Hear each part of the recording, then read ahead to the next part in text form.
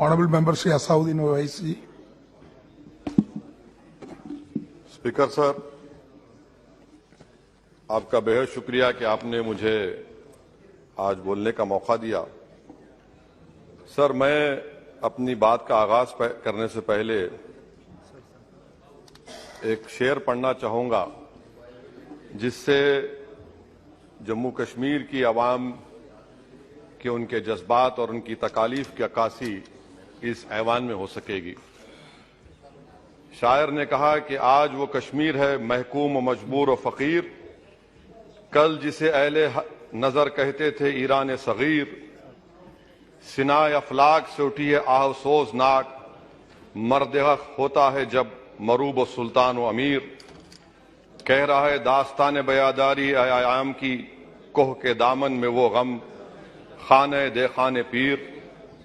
और किसी और जगह पर एक शायर ने अच्छा कहा कि घात में सयाद पहलू में है खटकता तीर का, एक पहलू ये भी है कश्मीर की तस्वीर का।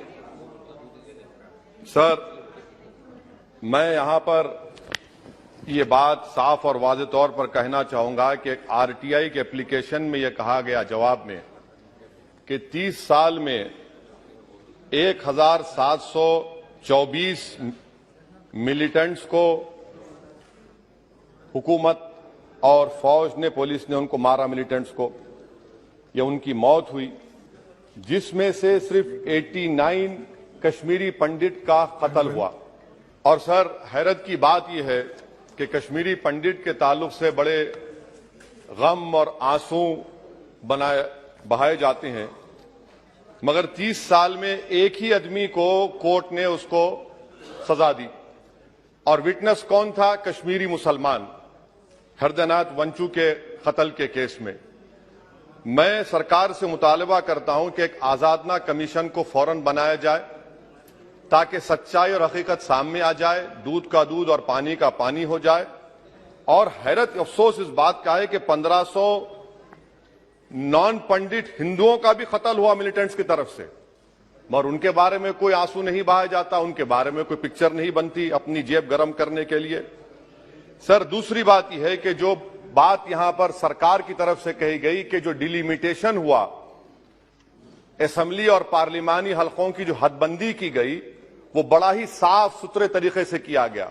कितना साफ सुथरा था देखिए सर, अनंतनाग को उन्होंने मिला दिया पूंछ और राजौरी से, इतना साफ सुथरा था कि साउथ कश्मीर एक ऐसा इलाका है जो कंप्लीट एथनिकली कश्मीरी है, वहां से आप उसको मिला दिए पूंछ और राजौरी में। अगर दिसंबर में इंतखाबात होंगे तो मुगल रोड तो बंद होगी, तो किसी को आना है तो डोडा, उधमपुर, जम्मू, पूंछ से उसको आना पड़ेगा। कितने डिस्ट्रिक्ट क्रॉस करेंगे? यह आपका साफ सुथरा मुजाहरा है। तीसरी बात यह है कि सर, मैं मोहतरमा फाइनेंस मिनिस्टर साहिबा जब जवाब देंगे, वो उस ऐवान के जरिए पूरे मुल्क को बता दें कि आपने दफा 370 को, आर्टिकल 370 को हटाने के बाद आपने कहा था कि हर मर्ज का इलाज हो जाएगा। मर्ज का इलाज नहीं हुआ, मर्ज बढ़ गया। जो मर्ज नहीं था पहले, वो मर्ज बढ़ चुका है। मैं आपके जरिए से मोहतरमा फाइनेंस मिनिस्टर साहिबा से जानना चाहूंगा कि इस ऐवान पर आप रख दें कि कितना एक पैसा इन्वेस्ट हुआ नहीं हुआ। एमओयू की बात मत करिए, कागजात तो बहुत निकलेंगे, मगर एमओयू नहीं बल्कि एक पैसा कितना आपने इन्वेस्ट कश्मीर में करवाया। दूसरी बात यह है सर, एक तरफ सरकार बोलती है हम प्राइवेटाइज करेंगे पूरे मुल्क में, एलआईसी और सब चीज, मगर यहां पर हॉर्टिकल्चर को पब्लिक सेक्टर अंडरटेकिंग बना दिया गया। जो कश्मीरी अपना सेब बेचता था, आप उसको कह रहे हैं नहीं अब हम पीएसयू बना दिए। यह आपका साफ सुथरा और आपकी राह दिखाता है।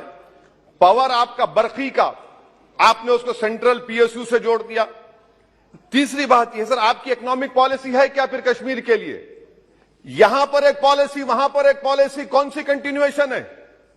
आप तो यहां पर एक अपना रहे हैं, वहां पर अलग लोग अपना रहे हैं, इसमें कोई इंटीग्रेशन नहीं। सर, फार्मा ट्रेडर्स पर दावे हो गए, रेट पड़ गया।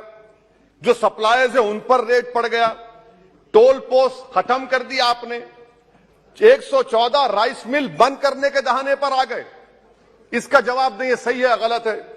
अच्छा सर, फिर आप देखिए कि एक और बात मैं आपके गोशे गुजार करना चाह रहा हूं कि इकोनॉमिक डिपेंडेंस आप इतना कर दे रहे कश्मीरियों के ऊपर, यानी आप कल ये बताएंगे, मैं खत्म कर रहा हूं सर, कल आप ये बताएंगे कि नहीं नहीं हमने तो इतना पैसा दिया था सर, कि आप ये इकोनॉमिक पॉलिसी क्या है आपकी? और अनएम्प्लॉयमेंट कितना है सर कश्मीर में आज?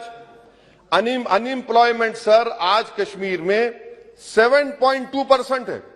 ऑल इंडिया पूरे भारत में ज्यादा अनएम्प्लॉयमेंट है। तो 370 निकाल के आपने क्या किया सर? अनएम्प्लॉयमेंट वहां और बढ़ गया।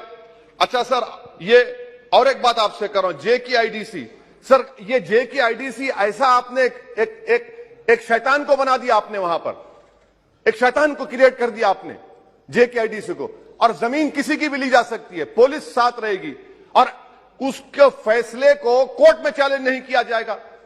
ये जमहूरियत है ना, जमहूरियत में गलत फैसलों को कोर्ट में चैलेंज करेंगे, माने जमीन किसकी भी ले लेंगे, पुलिस का ऑफिसर साथ देंगे।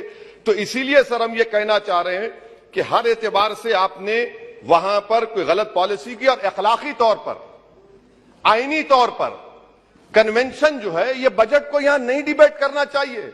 इस बजट को तो वहां के मुंतखब शुदा अवामी नुमाइंदों को बहस करनी चाहिए।